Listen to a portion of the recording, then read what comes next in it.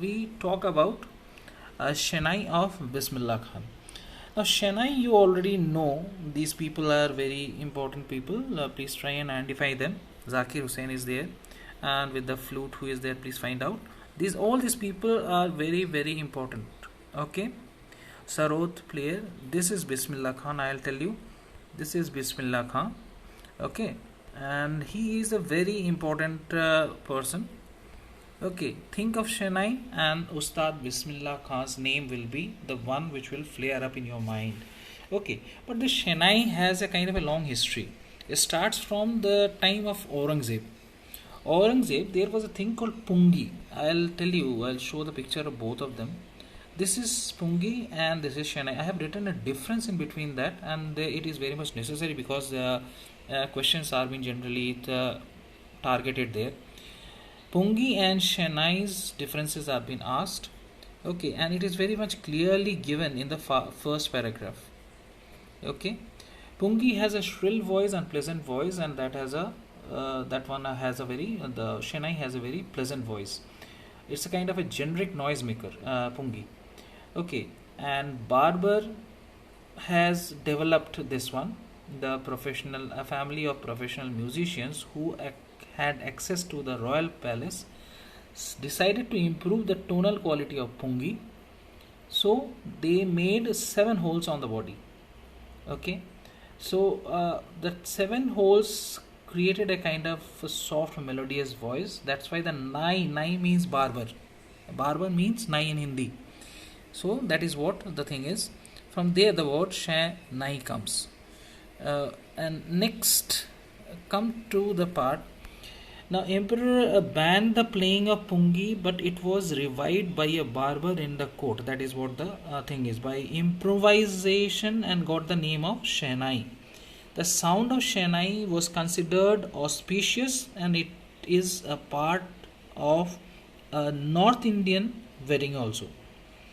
Earlier, Khan Sahab was a player of Gilli Danda, but later on he earned Bharat Ratna. Now we will come to that later on.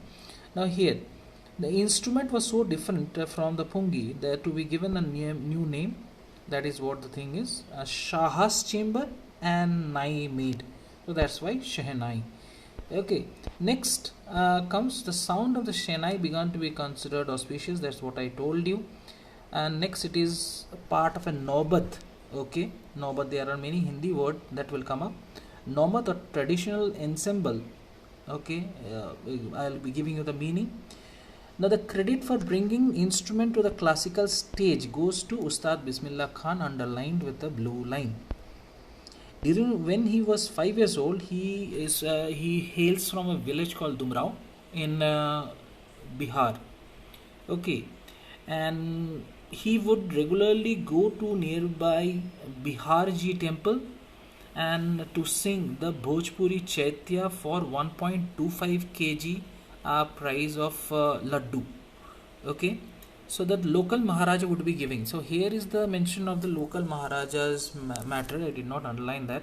So this happened to be 80 years ago. He was a little boy, has far travelled, and then afterwards he got the Bharat Ratna, as I told you. Generally, he used to sit, as I have encircled one date there. You will find 21 March 1916. Bismillah also belongs to a well-known family of Rasul Baks Khan.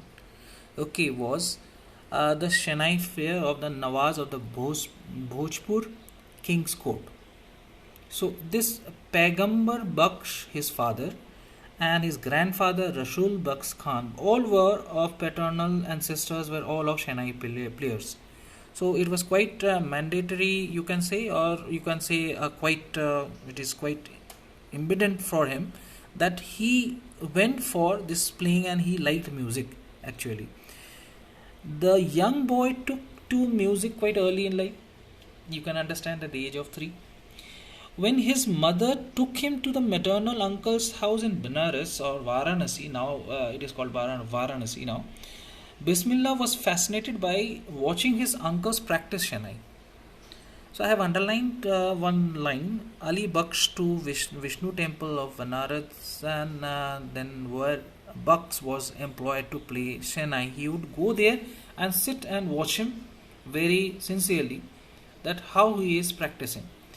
So years and years he used to be there for years to come. The temple of Balaji and Mangala Maya.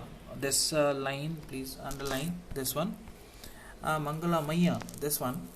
And the banks of river Ganga became the young apprentice. Apprentice, who is the one?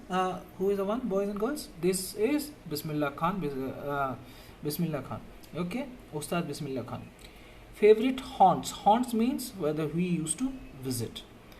The flowing waters of Ganga inspired him to improvise and invent ragas, and were earlier considered to be beyond the range of Shehnai. Now, finally, you will see here I have mentioned that in Lucknow, finally, he got the first All India radio in Lucknow. He got the final breakthrough and final break, and he had got to play Shehnai on radio. When India gained independence, all of you know the date, 15th August 1947. He was the one to play the first. He was the first Indian to greet the nation with his Shehnai. Shehnai was a good one. Now, whether the time when Pandit Jawaharlal Nehru's famous speech "Tryst with Destiny" was coming up, okay, that is also famous. At the same time, his Raag Kafi, I have already mentioned over here within the box. Okay, that you can go through. Okay, now that one is there.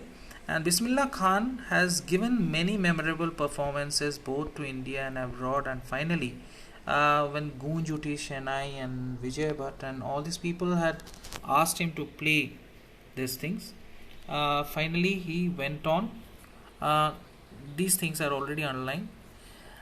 Dil ka khilona hai toot gaya. This was a nationwide chartbuster, okay, given by him. And finally he went on to play Vijay Bhatt's Goonj Uthi Shehnai, Vikram Srinivas. Please get, because I have underlined these things, please learn these things.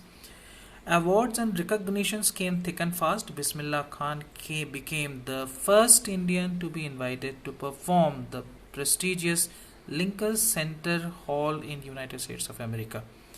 He also took part in World Exposition in Montreal.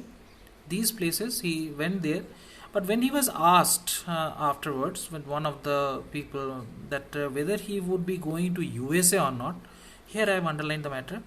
So he got Bharat Ratna, I have already encircled, and when he was asked to go to USA, but then he denied, okay, because he told that atmosphere of Benares can't be replicated anywhere, and neither anyone can take river Ganga, transport river Ganga there. So finally he stayed with Hindustan, or what you will call as India. And this is the story of what you call Bismillah Khan. And we will find out more as you go through. Here Ustad Bismillah Khan, last paragraph. Life is a perfect example of a rich and cultural heritage, how he kept up with the thing. Not only though he was a Muslim, but he quite went to Kashi Vishwanath temple and all these things, and he was a perfect blend of culture. So he was a perfect musician, and he not only that, and he kept up the culture of playing music. That is what the thing is. And finally, these are the two parts of the chapter combined in one. Take care. Vamik sir, signing off.